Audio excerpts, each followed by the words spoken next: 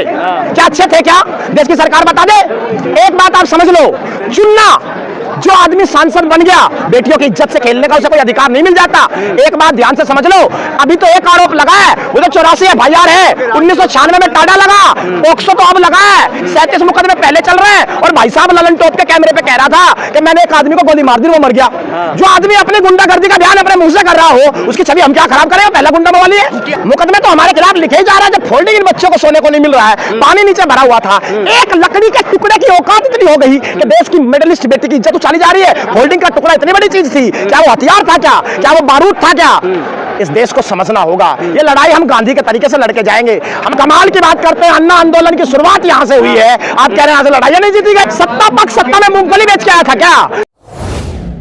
सलाम, नमस्ते, सत श्री अकाल, मैं शर्मा दल, आप देख रहे हैं भारत टाइम्स न्यूज। इस वक्त हम दिल्ली के जंतर मंतर पे मौजूद हैं और आप देख सकते हैं हमारे पीछे पिछले 15 दिनों से महिला पहलवान जो हमारे देश के लिए गोल्ड मेडल जीत के लाती हैं, जो हमारे देश की गौरव है, वो अपने इंसाफ की गुहार लगाने के लिए, अपने इंसाफ के लिए, न्याय के लिए जो जंतर मंतर पे मौजूद है। और बहुत ही दुख की बात है कि एक जो हमारे देश की महिला पहलवान जो देश के लिए खेलती हैं, देश की गौरव है, उनको भी FIR कराने के लिए जंतर मंतर का सहारा लेना पड़ता है। और सुप्रीम कोर्ट के हस्तक्षेप के बाद जो FIR दर्ज होता है, पॉक्सो एक्ट के तहत जो है, जो भाजपा सांसद बृजभूषण सिंह का जो FIR दर्ज होता है, जिसपे पहले गिरफ्तारी होती है, उसके बाद छानबीन की जाती है, जांच होती है, लेकिन उसके बाद भी प्रशासन अब तक जो उनको गिरफ्तार नहीं कर रही है, सबसे बड़ा सवाल पैदा होता है। और जहां तक हमारे देश के माननीय प्रधानमंत्री नरेंद्र मोदी जो बेटी बचाओ बेटी पढ़ाओ का नारा देते हैं और बेटी के सम्मान की बात करते हैं, महिलाओं के सम्मान की बात करते हैं, वही महिला, ये एक सवाल पैदा होता है कि जो देश की पहलवान, वो क्या महिला नहीं है? उनको भी अपने न्याय के लिए जंतर मंतर पे बैठना पड़ रहा है। अगले साल जो ओलंपिक का खेल है, उनका एक जो खेल है, उनकी प्रैक्टिस भी जो है नहीं हो पा रही है सही से। अगर कहा जा रहा है कि अनुराग ठाकुर का कहना है कि महिला पहलवानों की जो मांगे थी कि FIR दर्ज की जाए, FIR भी दर्ज कर ली गई है, वहीं उनका कहना है कि सिक्योरिटी जो देना था वो सिक्योरिटी भी मिल चुकी है, अब महिला पहलवान जो है या धरने से उठ जाए। लेकिन गिरफ्तारी कब होगी? ये बहुत सारी बातें हैं बात करने के लिए। ऐसे इस वक्त हमारे साथ जो है इन सभी बातों पर चर्चा करने के लिए ऐसे लोग मौजूद हैं। अब चल करके उनसे बात करेंगे जो अपनी बात बेबाकी से रखते हैं। 15 दिनों से बेटियां सड़कों पर बैठी है, महज संसद से 1 किलोमीटर की दूरी पर, सरकार लेकिन सुनने को तैयार नहीं। कैसे देखते?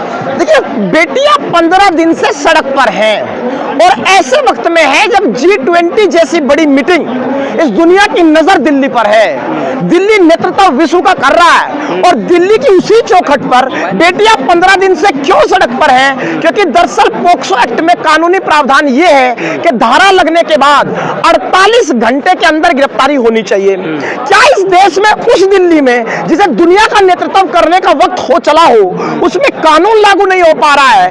उस बेटी के लिए जिसने अपने पसीने की खुशबू से इस देश को चमकने का विश्व स्तर पर मौका दिया था, तो यही मजबूरियां हैं। अगर पोक्सो एक्ट में प्रावधान है तो गिरफ्तारी क्यों नहीं हुई?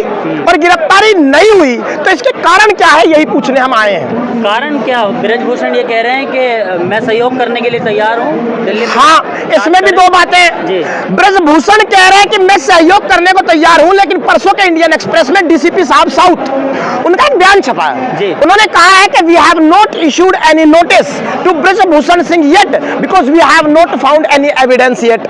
उनका कहना है कि हमें अब तक कोई सबूत नहीं मिला, इसलिए हमने बृजभूषण को नोटिस नहीं दिया। मैं कहना चाहता हूं DCP साहब से भी, जो भी इन्वेस्टिगेटिंग एजेंसी है उससे भी, कि कानून को रिवाइज कर लो।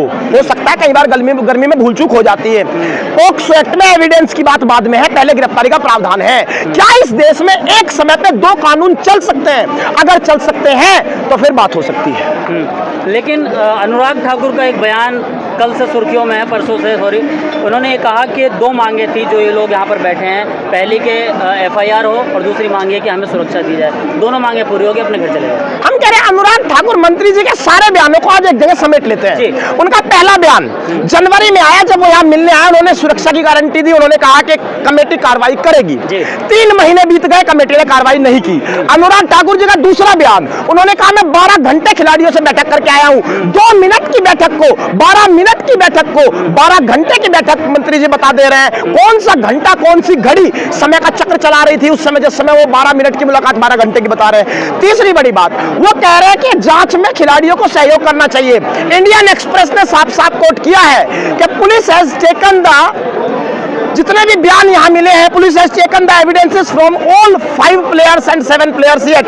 इसका मतलब 5 और 7 खिलाड़ियों ने अपने सारे बयान दर्ज करा दिए हैं, जिसका मतलब साफ है कि खिलाड़ी जांच में सहयोग कर रहे हैं। उसके बाद भी मंत्री जी ऐसा क्यों बयान दे रहे हैं, उन्हें देखना चाहिए। तीसरी बड़ी बात यह भी है कि देखिए, ये दिल्ली से बहुत दूर नहीं है, दिल्ली की चौखट पर ये बेटियां है, मात्र 500 मीटर की दूरी है।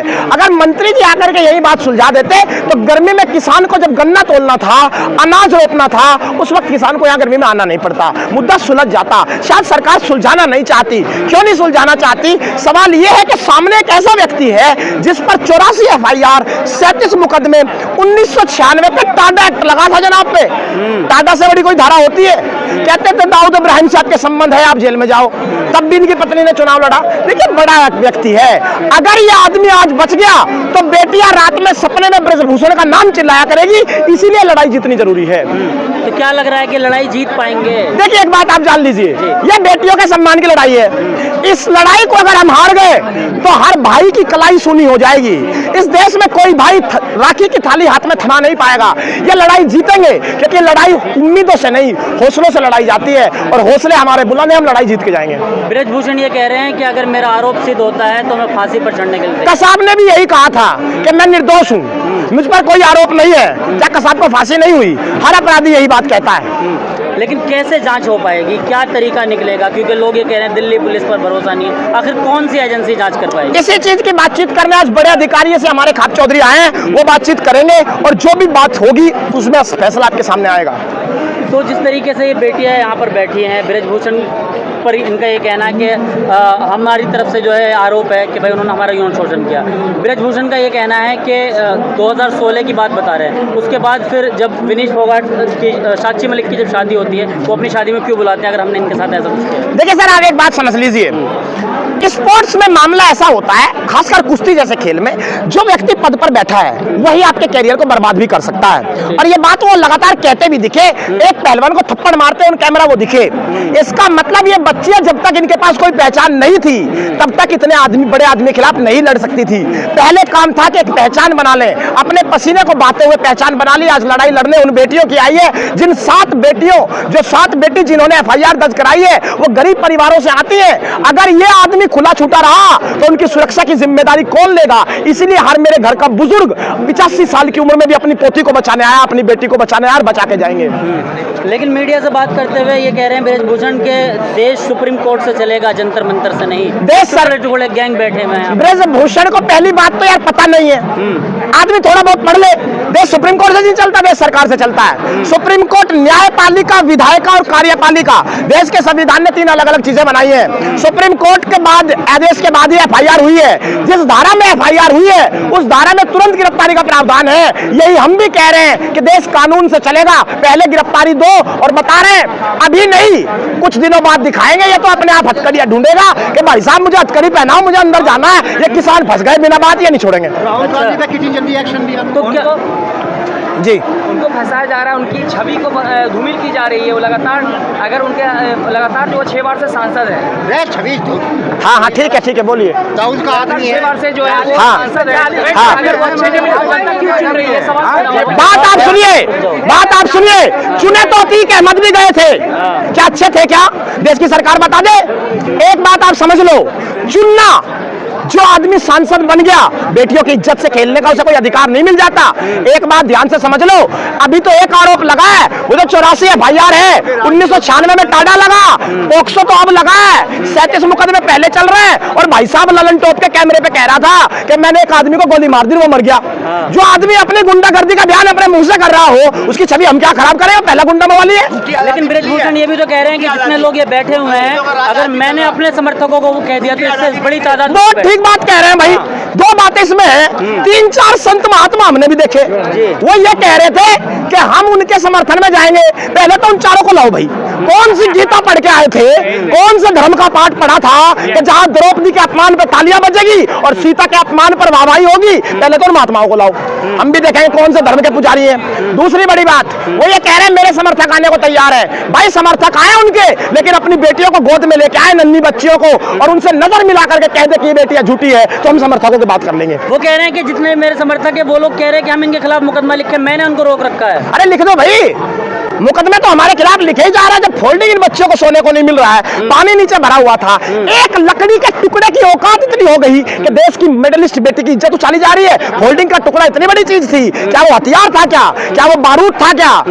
इस देश को समझना होगा। ये लड़ाई हम गांधी के तरीके से लड़के जाएंगे। हमारी पुलिस प्रशासन से भी गुजारिश है, जो भी आदमी बदतमीजी करे, कानून की कार्रवाई ना करे, पुलिस प्रशासन से सहयोग ना करे, पुलिस प्रशासन अपना काम करे। लेकिन ये देश का किसान आया है, एक बात बता दूं, इस आदमी ने पुरानी लड़ाइयां जीती होगी, ठीक फंस गया इस बार, ठीक फंस गया इस बार, किसानों का फंस गया, इसका इलाज होगा। ये कितना ही बड़ा गुंडा हो, इस एक बात आप समझ लीजिए, मानते हैं कि दुश्मन बड़ा है, लेकिन हमारी तरह हथेली पे जान थोड़ा ही है। हम हथेली पे जान लेके निकले, हमसे क्या जीतेगा यार? लेकिन जंतर मंतर से कोई लड़ाई नहीं जीती गई। क्या कहाँ बैठे हैं आप लोग? कमाल की बात करते हैं, अन्ना आंदोलन की शुरुआत यहाँ से हुई है। आप कह रहे हैं यहाँ से लड़ाइयाँ नहीं जीती गई? अन्ना आंदोलन ने इस देश की नींव हिला दी। निर्भया कांड में यहीं से सब कुछ शुरू हुआ था।